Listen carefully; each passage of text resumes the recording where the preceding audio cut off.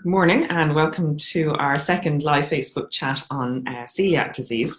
We had a great response the last time. We actually got lots of comments and questions in afterwards, so we're going to go through some of those, but if anybody has any other questions or comments that they want to add in, please feel free to jump on and we'll start with that. So I'm going to jump straight in with one of the questions that we have, and Mary has just emailed us and she's asking that her daughter is starting secondary school this September and she will be taking home economics. While all the ingredients she will be using will be gluten-free, what is best practice in dealing with this subject when the class will be using non-gluten-free flour ingredients, especially when using the flour? So the school has not previously had to deal with this issue as they've not had a celiac attend. So this is a really big place where someone is going to start picking up lots of foods that will have gluten in it. What we would often say for schools, it's actually a fantastic opportunity for the home economics teacher to teach children about gluten, gluten-free, things like cross-contamination, because as we know, we've 1 in 100 people in Ireland are celiac, and so it's quite common. We're going to come across it, and I think it's a lovely module if we can to build into something like the home economics class in secondary school. On a practical note, it is really looking at cross-contamination. So it's looking at your daughter maybe might need a bench that's separate to somebody else, or if the person that is going to be sitting beside her can be gluten-free as well. It's not always going to be possible, but just to be very careful about cross-contamination. What you might find is a lot of the recipes that they cook won't necessarily involve any flour. So if you're doing things like stir fries, a lot of stews and things like that, that they might be able to adapt the recipe so that we're using corn flour to thicken instead, looking for gluten-free soy sauce and so on. So it's really, one of the key things will be that cleaning down the surface before she starts cooking. So if there's a previous class that's been in there, just to make sure that the surfaces are cleaned down with soap and water, because gluten is pretty sticky, so it can hang around. Just making sure she washes her hands, using her own gluten-free ingredients, and maybe the teacher will have a conversation with the class just about celiac disease and gluten-free. Really, I suppose it depends at the end on whether or not she eats it. If she does feel that what she has made in the class has become contaminated with gluten because of the other ingredients in there, it might be a thing that everybody else in the family eats it, but she's going to maybe leave it alone. But I think it's very good for children to look at cooking, to learn about the cross-contamination issue of it, and for themselves learn to judge whether the food they're eating is safe, and it can be very helpful. Certainly the Celiac Society can have a chat with the home economics teacher. We can, if you want to get in touch with us about that, we can talk to the teacher about doing it. We have a schools presentation that we've developed, and it's a lot of slides and information about celiac disease, and we can send that actually parents can use to go into schools and talk to teachers about celiac disease, because a lot of people, they have a vague idea of what it is, but they don't always know the details on it. So if you want to contact us, we can send that out to you, and you can certainly use that, or as I said, we can contact the school and have a chat about it. And we find most schools are really open to it, and you might have a home economics teacher who's very interested. We find lots and lots of home economics teachers that we work with are very enthusiastic about it, and it helps. It's another element of what goes on in the class, and I think it's helpful for people who are celiac that everybody learns a little bit about it, because then when you are eating out in things like restaurants, you're not kind of feeling like you're asking for something unreasonable. So the next question we have, so this is from Anya, and she's asking about follow-up advice for her 18-year-old son. So she was saying that she herself was diagnosed because she broke her ankle easily and was found to have severe osteoporosis in mid-40s, which is very common for a lot of people with celiac disease. The only other symptoms that Anya has had are anemia since teenager, regular iron injections during pregnancy, but no other family history. So she said, I got my children screened and my son's antibodies were high. He was 15 and saw a paediatrician. He had no symptoms at all, and they decided not to get a biopsy because there was a long waiting list. I said, I'm not sure now if as an adult he needs this, or is it enough to get bloods for the future management for him? And also, does he need vitamin D supplements or anything else?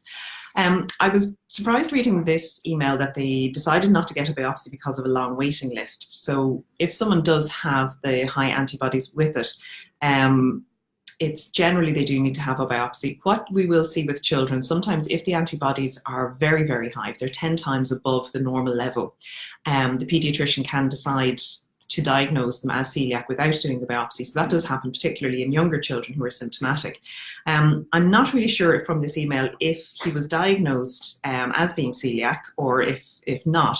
If he is, what you might look at is a biopsy can be helpful and useful to do, but it's back to talking to a gastroenterologist about it.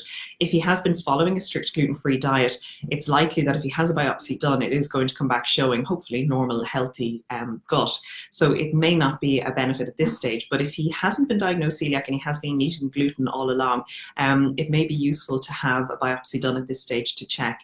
Certainly if he has high antibodies, the blood test that we do screens for celiac disease. It's not diagnostic in most cases, so that's why we do usually need to do a biopsy at some point. If he has been diagnosed celiac, certainly he needs to take his vitamin D supplements. We do recommend that, but also making sure that he has a strict gluten-free diet. And if he hasn't seen a dietitian just to go through that for him, certainly at the age of 18, it's a good time to do it. What we do obviously see is children, as they grow into celiac disease and become adults and start taking control of it for themselves, sometimes some support and advice, sometimes outside the family can help. Kids aren't always the best at taking it from their parents, but they might take it from somebody else. and maybe just get his diet checked out. What we might look at is testing, if he hasn't had them done recently, is testing his vitamin D levels, his B12, his iron. No harm to have a look at celiac antibodies as well. So things like his TTGs, to have a look at those and just to see where he is. Whether or not to do a biopsy, it might be time to have a chat with a gastroenterologist about it. But as I said, I'm not clear from the email if he was diagnosed celiac or not. So if he wasn't diagnosed celiac, I would definitely be following that up at this stage and thinking about a biopsy for him. Excuse me. So our next question is from Anna, and she was saying that my 14-year-old is really missing the curry coca noodles and has tried rice noodles, but so far they're not the same. So any recommendations? This is the hard part, certainly at the start with being celiac, is trying to find, you know, a version of your favorite food that has that is gluten-free. If you look in the food list, we have a few different products in there. One that I just pulled out there, there's a brand called Illumi. And they do a couple of versions. They do a Singapore rice noodle, sweet chili rice noodle, and Vietnamese beef rice noodle. And I can't say I've tried them myself, but they might be something to try with those. Certainly it's a tricky thing when people are trying to find what they do like, and we do have foods that we miss. Jean has been in touch and she said, I was recently diagnosed with celiac disease and I've seen a dietitian at this stage. One of the things she said was to give up all oats for a year. And I never asked why, and once the 12 months have passed, how do I know if I can go back eating them, or how does that all work? The question of oats comes up all the time, and I have to say the guidelines on oats change fairly regularly. Up until recently, the guidelines were that when you were diagnosed, you avoid oats for a year, and then at the end of the year, you have your blood test to check your celiac antibodies and make sure you're feeling well, and if all of that is good, you try the oats.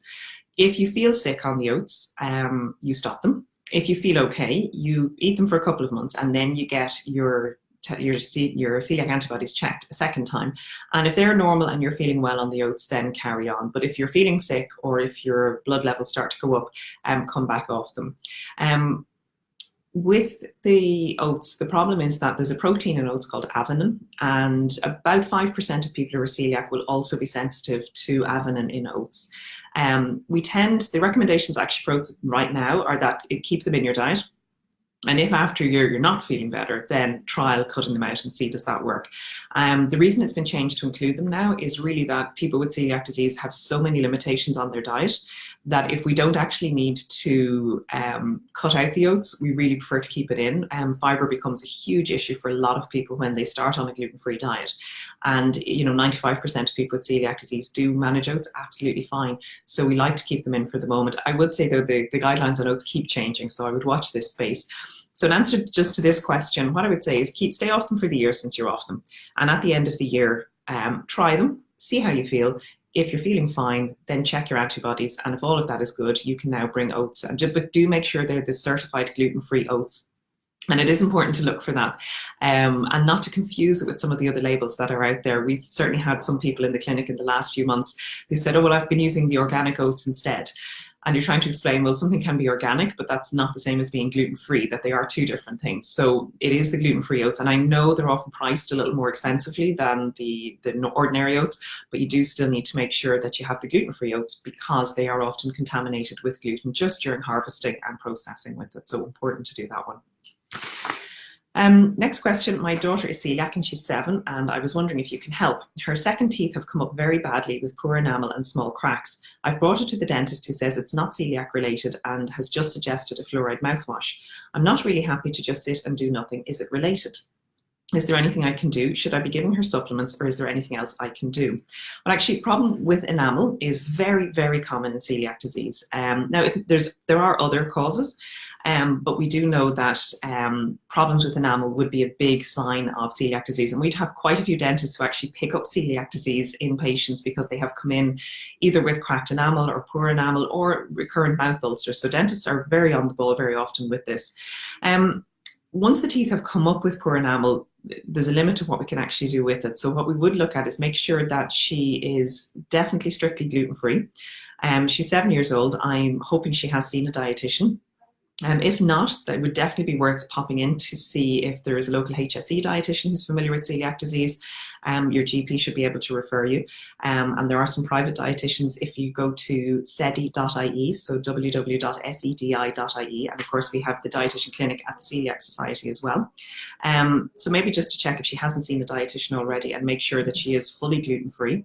What we do know is the adult teeth are formed quite young, so I don't know how old this child was when she was diagnosed. So maybe it was something that's happened before the teeth have erupted.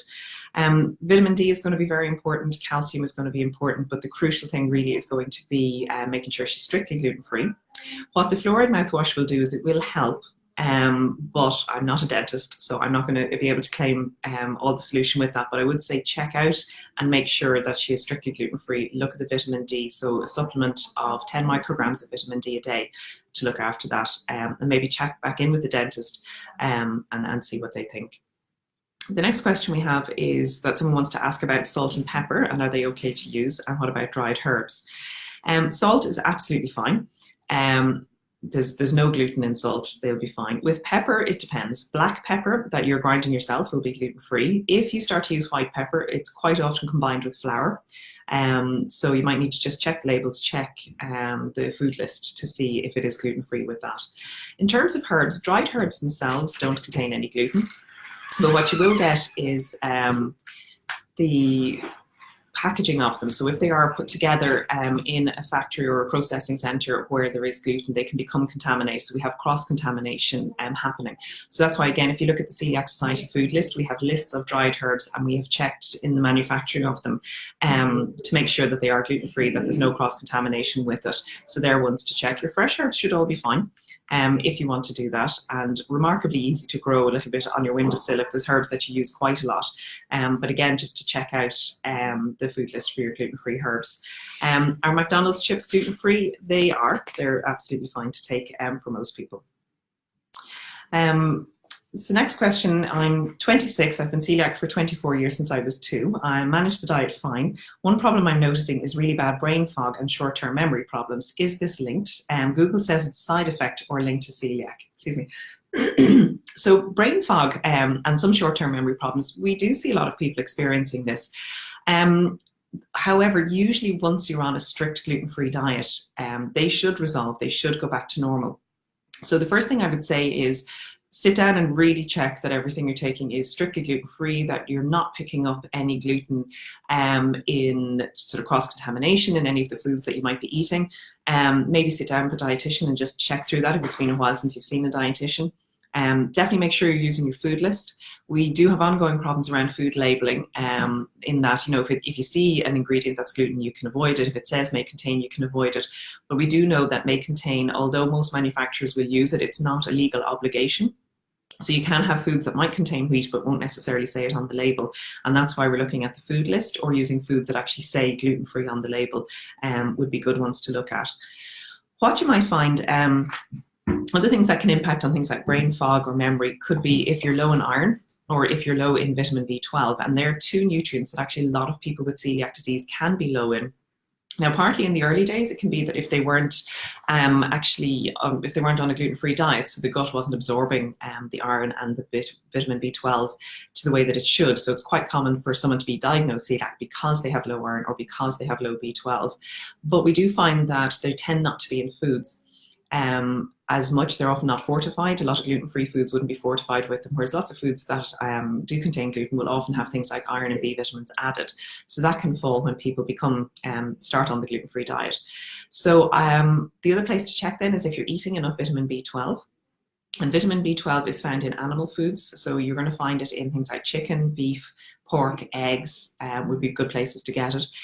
Dairy foods like milk, cheese and yogurt are also a really good source of vitamin B12. On a pure vegetarian or even a vegan diet, it can be very difficult to get enough vitamin B12. I often hear people talk about seaweed as a source of B12, but although it has high levels of B12, most of the time the type of B12 in the seaweed doesn't function as B12 in the body. So on paper it looks like it has it, but when we do studies on it, it doesn't seem to be working in the body in the right way. So if someone is on a vegan diet or vegetarian diet, they often need to look for foods that have either had vitamin B12 added, or they might think about taking a supplement. Now, if someone is vegetarian and they're taking milk or yogurt, they will be getting plenty of B12 by taking those foods in the day. But it might be one just to think about in terms of vitamin B12. For iron, even before anybody has celiac disease, we know in Ireland that about 80% of women in Ireland don't eat enough iron. For teenage girls, that's around 80% as well. For children, about 30% of boys and about 50% of girls don't eat enough iron. So with or without celiac disease, you can have low iron. So that's one to check. And again, red meat is a really good source of iron. And I know people often have concerns around cancer in red meat. Processed red meat is one that we do know is linked with colon cancer. But unprocessed red meat, the World Cancer Fund says that you can have up to 500 grams of unprocessed red meat per week. So that'd be a good source of iron if you like that. Chicken legs. Chicken breast doesn't have a huge amount of iron in it. The iron in chicken is mainly in the legs. So if you only eat chicken breast, that might be an issue. Eggs are a good source of iron, and you'll pick up iron in spinach and kale. Most other green vegetables, they wouldn't have a huge amount of iron. So spinach and kale from a green veg point of view would be the ones to look at. You're looking then at things like seeds, like pumpkin seeds, raisins, almonds. They would be other foods. Hazelnuts would be high in iron. But we do need to be eating foods that are high in iron 2 to 3 times a day. And another great place to get iron are things like chickpeas, beans, lentils. They're very high in iron. That's why someone who's on a vegetarian or vegan diet, if they're having their protein from their beans and lentils, generally have very good iron levels because they're actually great foods for that. So I would have a look at iron. I would have a look at B12. If you're really finding that you're having bad short-term memory problems or really bad brain fog, maybe pop into your GP, have a blood test and see what your levels are. So what you might do there is check your vitamin B12 levels. Check your vitamin D, check your iron, check your folate while you're there, and maybe get them to do your celiac antibodies, because if they're high, it might indicate that you're eating gluten somewhere that you didn't realize. So I'd have a look through all of those, maybe have a chat with your dietitian, and she might be able to check and see, you know, in terms of food, what you're eating in terms of B12 with that. So you're absolutely correct that brain fog is linked with gluten. So a lot of people with celiac disease would have had that before they're diagnosed, but I would have expected it to go away for you at this stage. So I would check that out. Mags has been in touch and she said that she's had a severe gluten reaction last week and she still feels brain fog and flu-like. So any advice to help heal the body? This is a question we get all the time, and to date we've nothing that we can say definitely works apart from just rest. Just let the body heal and recover, and it can take a few days. I know some people would say it can take up to a week if they're eating gluten for that to shift again. A lot of it is if you have had a bad reaction and you're finding that maybe you've had vomiting or diarrhea with it, is just plenty of fluids just to keep yourself hydrated. It might be worth, even with that, just making sure you're not dehydrated, because when we're not feeling great, it's one of the things we tend not to do is drink a whole lot of water. So that's something just to bring back in again with it. But I wish I had an answer and I could say to you, yes, do this. But so far, we've not been able to find anything to say what to do other than just time when you have been glutened. Carol has been in touch and she said that if my blood test comes back that I don't have celiac disease, can I still ask for the biopsy?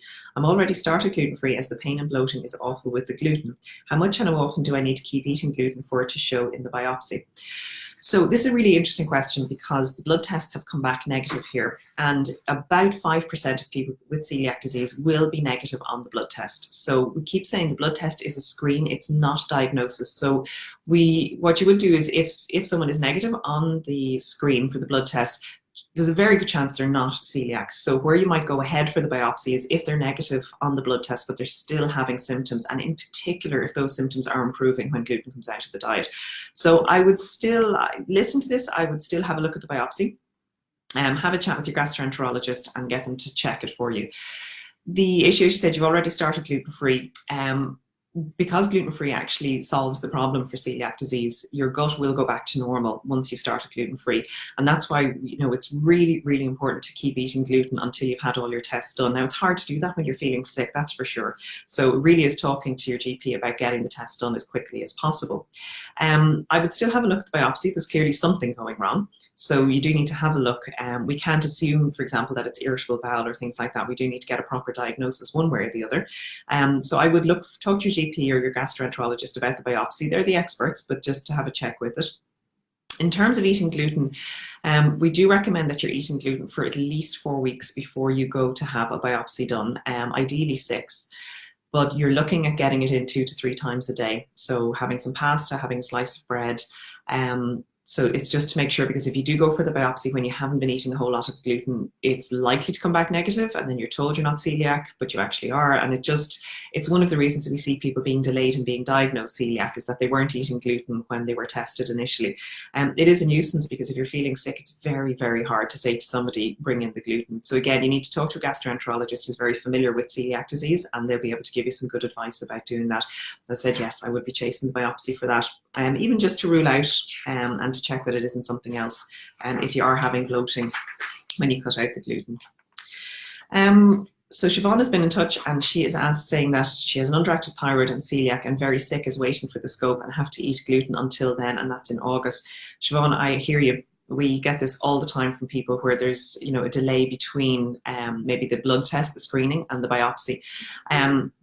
I feel for you, been very sick. If you can hang on in there, do. It's a few more weeks. I'm hoping it's not the end of August. It might be the 1st of August. But if you can, it's so important to try and get properly diagnosed and to get your biopsy done. See how you go. If you're really struggling, maybe if they can bring it forward for you, maybe get on a cancellation list. But I'm sorry, I'd love to say to you, yes, come off it for now. But if you can, you're definitely better off to hang on in there until you have your biopsy done. So Tracy's been in touch, said, I'm celiac for the last 5 years. I'm the only person in my family to have this. I recently had a baby boy. Will he need to be tested too, or just wait and keep an eye on symptoms? Thank you. So what we have is certainly in families, 1 in 100 people are going to be celiac, but what we tend to have is that 1 in 10, once it's in families, will be celiac. So yes, we do recommend the family members are tested.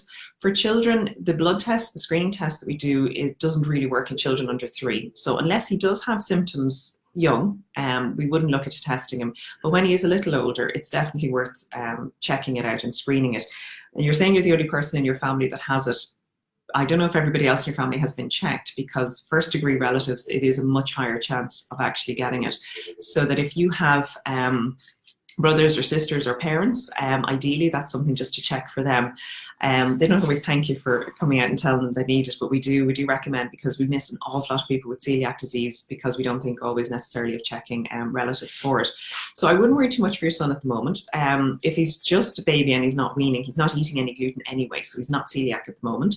We don't recommend that you don't give them gluten when you are weaning them. It's important to just bring it in as a normal food. And if someone is celiac, if someone is going to get celiac disease, if it's in the family, it doesn't seem to make any difference whether or not they get gluten when they're weaning to do anything with it. So test him later on, but at the moment you should be okay. So another question from Carol, she's saying, I'm currently getting investigated for celiac at the minute. If I eat gluten, then my bowel reacts as in the blood. Is this a sign? It can be, but it's why it's so important to actually get properly diagnosed, because what we do know is that there are lots of people who react to a compound in wheat called fructan. And if you're sensitive to fructan, it will give you bloating, it can give you severe constipation, it can give you diarrhea. And so we need to find out, is it gluten? Because gluten obviously is in lots of other foods, or is it the fructan? Because that can be in different foods. So very important to be investigated for the celiac. It is a sign if you're eating gluten and you do react, but as I said, it can be other things. So this is why we always say properly diagnosed, so that you get your screen, you get your biopsy, with particularly something with irritable bowel. It's so important to rule out celiac disease. Lots and lots of people who are members of the Celiac Society had been told they had irritable bowel for several years before someone did a celiac test for them. So very important to rule it out. We've different studies, but anything of 10 to 15% of people with irritable bowel syndrome are actually celiac, but it just hasn't been diagnosed. Question from Carmel. She was asking, do celiacs generally have high cholesterol? I never had, but I do now. I'm celiac approximately 5 years. What we do know, there's not a huge amount of research in this area, but we do know that people with celiac disease do have a little more heart disease and a little more diabetes, and they're more likely to see issues around cholesterol. There's a debate about whether that's part of the diet or whether it's to do with how the body is responding to when gluten comes in. What I would recommend there is seeing your dietitian and asking them about cholesterol. It might be something that if your diet has changed, maybe some of the foods that came in might be impacting on your cholesterol. Maybe there's other foods. Sometimes when people become celiac, their fibre goes down, and a high fibre diet is one way to help actually control cholesterol levels. So you might be eating actually okay, but just your fibre has gone down, and it means that your cholesterol levels are going up. So that's going in to see your dietitian just to have a look around cholesterol, because it's something that we can do quite a lot about. As we know, we want to keep the heart nice and healthy as well as the digestive system. Now, how are we looking? So Aoife has just been in touch, and she is saying to us that she's been struggling with pain in my tummy for a few years now, and I've been run down and have very low energy levels lately especially. My hands and feet are very yellow and I've experienced desperate headaches. I'm wondering if this could be related to celiac disease, or could I be lacking in some sort of vitamin? My recent bloods were fine. Is there anything I can take to help this, or any suggestions? When you talk about bloods, I'm wondering, are you talking about things like iron or B12 levels? Pain in your tummy, what we would look, yes, let's go and talk to your GP about checking for celiac disease. If you have pain in your tummy, we need to find out what's causing that. Sometimes anxiety can be a cause of that, but to be honest, we've seen an awful lot of people who were told they had anxiety and it turned out to be celiac disease. Now, there's lots of things, and this is celiac disease can be responsible for some things, but there's plenty of other things we can get that have nothing to do with it. But for you, Aoife, I would say definitely chat to your GP. Let's get the screen done for celiac disease, and if that's positive, then go ahead and have your biopsy.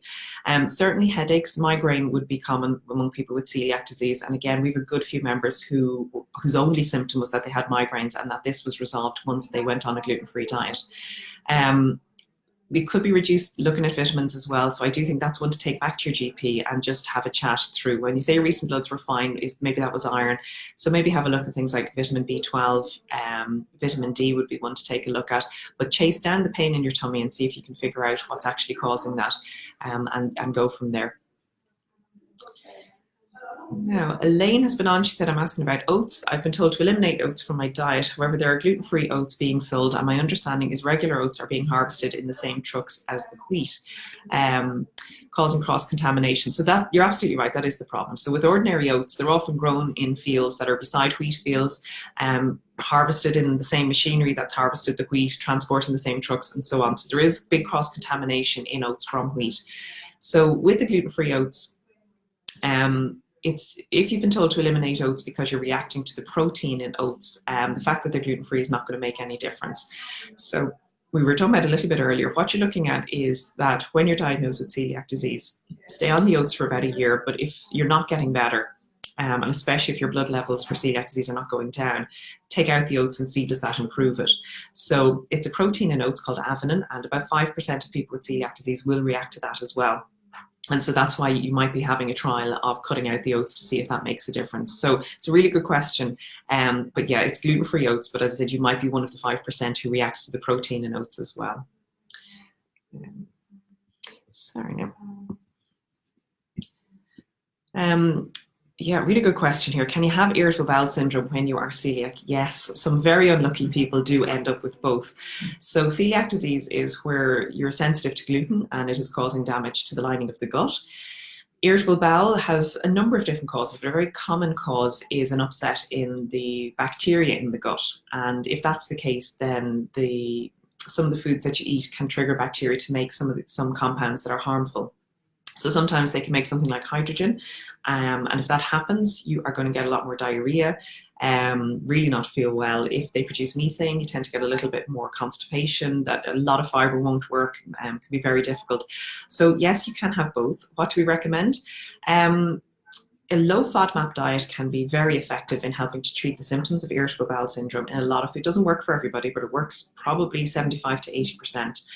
A low FODMAP diet, though, is a very complicated diet to get right on your own. You'll see lots of stuff online with it, but I would say save yourself a lot of time and sit down with a dietitian who's experienced in celiac disease and irritable bowel. Generally, anyone who's doing irritable bowel will usually be very familiar with celiac disease, and just go through a low FODMAP diet. What that is it takes out a group of foods called fermentable carbohydrates. And what we do is it's an elimination diet. Unfortunately, there is no blood test for this. I wish there was, but there isn't. So it is a sitting down and doing the elimination diet. So we cut out the fermentable carbohydrates for a couple of weeks. These would include things like fructose, fructans, galacto-oligosaccharides, some sugar alcohols would be in there, so things like sorbitol. And we take those out very strictly for several weeks. How long really depends on how you respond to it. And then if you get better, if your symptoms really improve on it, then we know you are sensitive to one of these. And then and this is the crucial part, you've got to reintroduce them one by one and identify which one is actually the issue.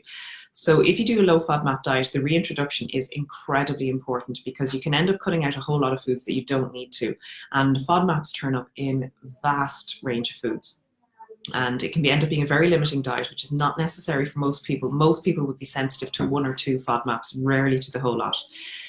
So checking a dietitian, CORA registered dietitian who's experienced with low FODMAP diets, and that's something to have a look at. Definitely, unfortunately, you're absolutely right, where you can have irritable bowel syndrome when you are celiac as well.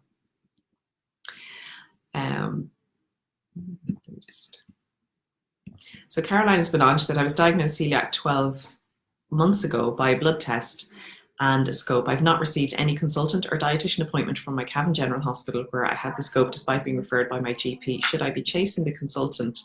I'm not familiar with the setup in the hospital there. It's important to have, I mean, it's great that you've been diagnosed, so you're 12 months, but definitely we need to have a dietitian appointment. Very often, once you've been diagnosed, if you've had a scope done and a biopsy done, you're now diagnosed. I'm not sure if you need to see the gastroenterologist for anything particular or specific about that, or if you're waiting for some other issue. But I would chase your dietitian appointment. That's really, really important to get that done. Although you can sort of look at food labels and figure out quite a bit from looking online, what we certainly find in the clinic here is people who've never seen a dietitian are always missing cross-contamination side of it, and we usually, it's very, to be honest, I've never seen anyone who didn't see a dietitian before who isn't eating gluten somewhere without realizing it. But also what's very important when you're celiac is it's not just about gluten-free. You're at a higher risk of things like osteoporosis, so you need good education around the nutrition in terms of calcium. We find that most people who are celiac struggle to get the levels of calcium that they actually need for their bone health. A lot of people are even unaware that their bones need to be checked or that they need to have things like vitamin D supplements and checked. So I'd look into that, I'd chase that up. There should be HSE dietitian, community dietitian locally. There are some private dietitians. We do a clinic here in Dublin, but maybe get back onto the GP or contact the hospital and just see what the story is with that if you've been referred and see how to go from there. But maybe just check in with your GP and ask them about it. They might have a little more information for you on that. Sheila has just commented us and said, I've recently been diagnosed as celiac and I also have fibromyalgia. Is there a connection between the two? What we do know is that people with celiac disease do have higher levels of other autoimmune conditions, more than the general population. The two most common would be underactive thyroid and type 1 diabetes, but we do see connections with lots and lots of other autoimmune diseases. So fibromyalgia would be one of them. What we do find, if someone is diagnosed, the earlier someone is diagnosed with celiac disease, the less likely they are to go on to develop other autoimmune diseases, which is one of the reasons why we really need to get more people diagnosed earlier with celiac disease. One of the other issues with fibromyalgia is it can be related, there's some research that it's related to low levels of vitamin D. So a lot of people, by the time they're diagnosed celiac, can have quite low levels of vitamin D. So that might have an impact with it as well.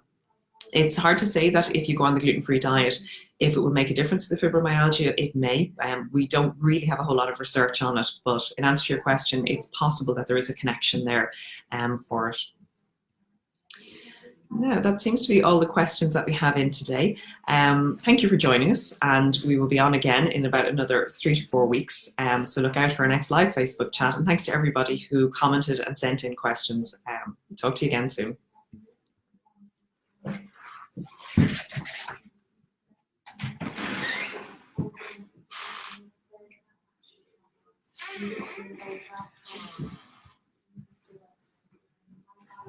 Okay, just close.